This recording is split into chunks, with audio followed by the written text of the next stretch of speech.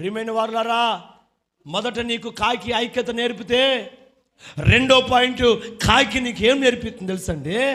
క్రమము అనండి. ఈనాడు సంఘాలలో ఏమి తక్కువని తెలుసా? క్రమము లేదండి. క్రమము కరువైపోయింది. క్రమానికి మందిరానికి రారు, క్రమంగా ప్రభువుల ఆరాధన తీసుకోరు, క్రమానికి ఆదివారం క్రమంగా మందిరానికి రారు, క్రమంగా శుక్రవారం ప్రార్థనకు రారు, క్రమంగా పరిశుద్ధాత్మ కూడికలో పాల్గొనరు, క్రమంగా నెల ఆల్నైట్ ప్రేయర్లో చేరరు. ఒక్క నెల పోగొట్టుకుంటే ఎంత బాధ అండి. ఒక ఆదివారం ప్రార్థన పోగొట్టుకుంటే ఎంత బాధ అండి. ఒక క్రమాన్ని దేవుడు పెట్టాడు మనకి, ఒక క్రమంలో నడవాలి. కాకోలాలకి దేవుడు ఆజ్ఞాపిస్తే ఉదయమున సాయంకాలాన ఏం చేస్తుంది?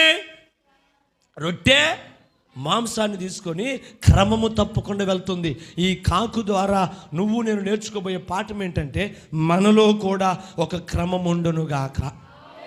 స్తోత్రం.